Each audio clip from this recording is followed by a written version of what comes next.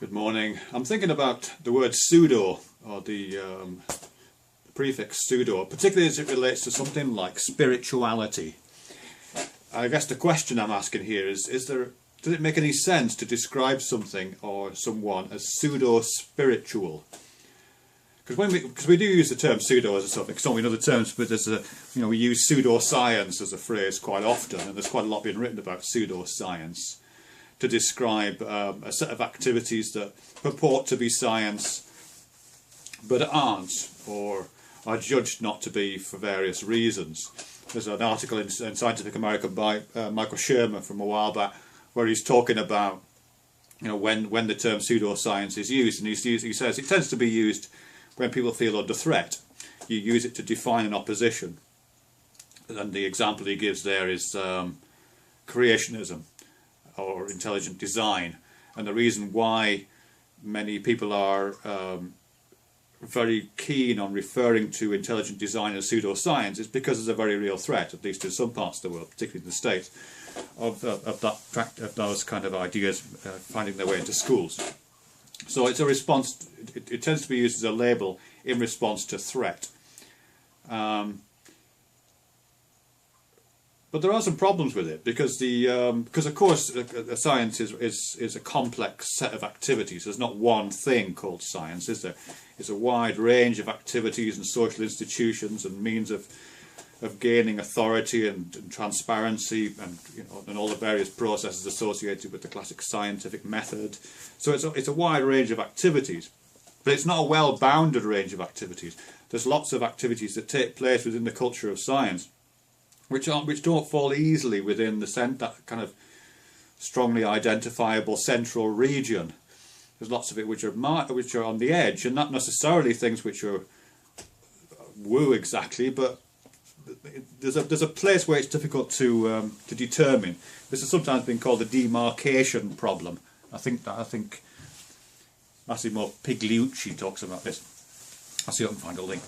But the demarcation problem, which is whilst it might ideally be possible it might be ideal to find this easily cut-off point between science and pseudoscience, between those practices which we believe lead to true knowledge and those practices which we don't. In practice, that isn't easy to find, and is coloured by, as I say, by attempts to protect certain practices, usually for good, but not always. Pseudoscience. So, for an example of an area that's in that kind of demarcation, that's in that not easily demarcated border region, I guess, is something like superstring theory, which some people say is a pseudoscience because it's not falsifiable, but lots of people are practicing it and things are written about it. So, what does that activity mean? It's one of the things, and again this is from Shermer, one of the things about that is that it's clearly being pursued by at least a significant number of reputable scientists, people who've got a lot to lose by being wrong, people who have the qualifications to know what they're talking about, people who can see some value in the conjecture at least, to pursue it at the moment. And that's as good a definition as any, I guess. And it is a conjecture, isn't it, superstring theory? And it's important to recognise, I think, the differences between things like conjectures and hypotheses and theories and how those play out. Because you can, because something like superstring theory, which has a conjecture about the way certain parts of the universe work, and leads to all kinds of experimental processes and theoretical processes, but doesn't necessarily, in the short term at least, lead to verifiable, falsifiable hypotheses. It's a set of practices which as I say, are not don't fall easily within the classic scientific method.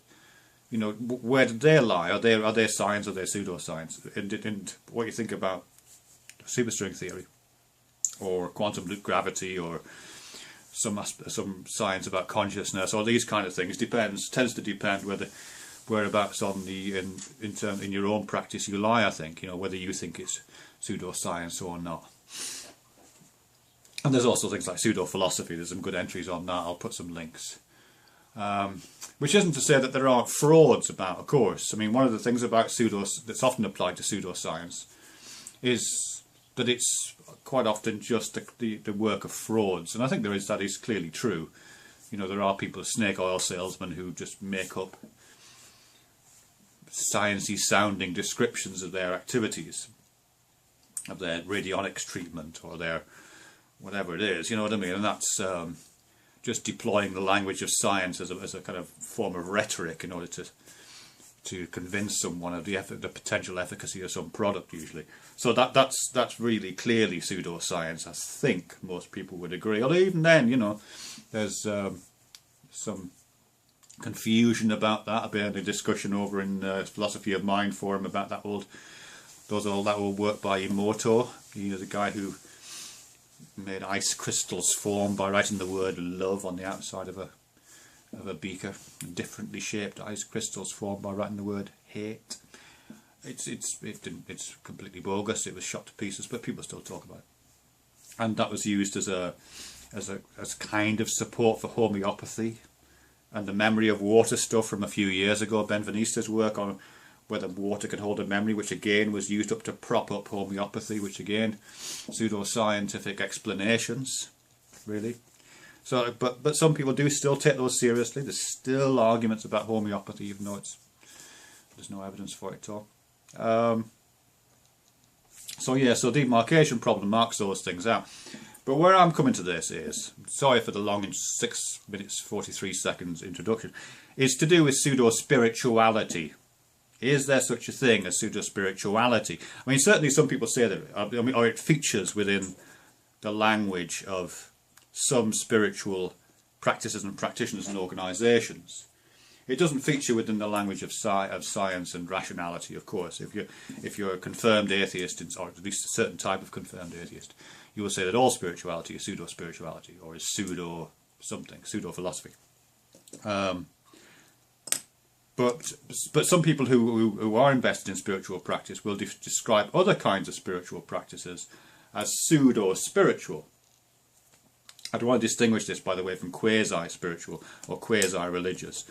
Those tend to be terms applied to something like ideologies, like the regime in North Korea, for example, has been described as quasi-religious. But that's different, isn't it? Or Ayn Rand's objectivism, quasi-religious, but that's different. Pseudo-spirituality, in the way I'm talking about it, is often occasionally a term that's used by spiritual practitioners or adherents to spiritual organisations, religions maybe, to either usually to condemn their opposition, or to act as, but not always. Sometimes it seems to be to act as a kind of warning. So, for example, I've been reading some Sri Aurobindo and some early theosophy stuff recently, and the term pseudo-spiritual there is used to describe a moment in the spiritual journey, and this may turn people off if you're not into hearing about this kind of stuff. But in the quest for enlightenment in Aurobindo, quite often you pass through what's called the intermediate zone. The intermediate zone, which is an area of pseudo-spirituality, Aurobindo says, and theosophists may say this too, which is a zone in which has which produces a kind of state of mind, set of beliefs in which you feel enlightened, you feel illuminated, you feel you've grasped the secret, you have all these kind of senses that one associates, perhaps in the popular imagination at least, with spiritual feelings or divine union or something like that. But Aurobindo says, and others say, that that's an illusion, that's just the intermediate zone, and you have to pass through that stage in a phase of an enlightenment process, and not be convinced by the flashing lights and the garish colours of the intermediate zone. That's just pseudo-spirituality, which is kind of interesting. I'm not quite sure what it means. I suppose if I was to try to interpret that, I'd be thinking, well, yeah, those feelings, which I've had sometimes, those feelings of enlightenment and those feelings of, God, yeah, of course, those feelings of oneness with the universe or whatever. They are feelings, you know what I mean? And that's nothing wrong with feelings, but there's always a me feeling them in those moments, at least usually.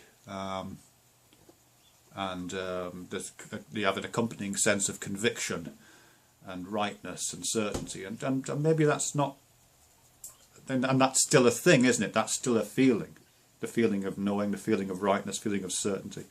They're still associated feelings. You know, even when at those moments when selfness kind of drops away. I don't know if you've ever had that experience, but if you've meditated for long periods of time, sometimes you get that sense of, or just as a kind of an epiphany moment. Sometimes that feeling of self just drops away, which, you know, it's again part of that kind of spiritual path, some might say. But even then, quite often, it doesn't leave nothing behind.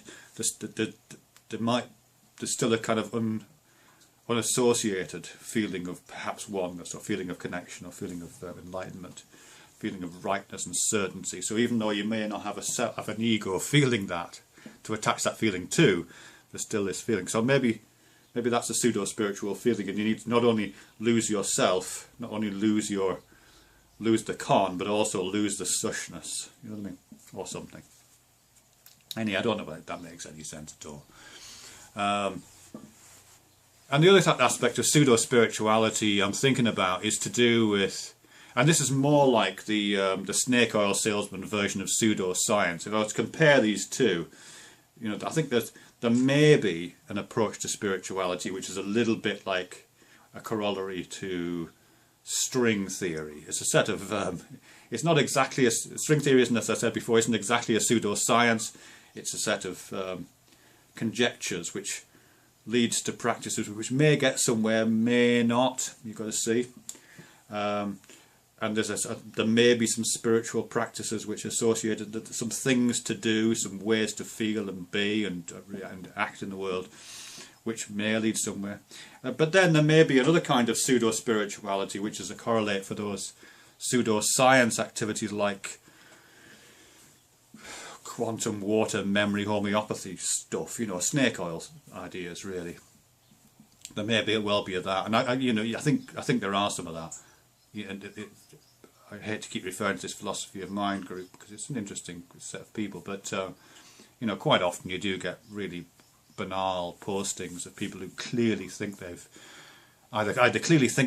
solved the problems of the world, or are just trying to sell you something, you know, effectively, and using the language of spirituality in order to sell you their wisdom product in the way that a pseudoscience practitioner would use the language of science to sell you their quack medicine product.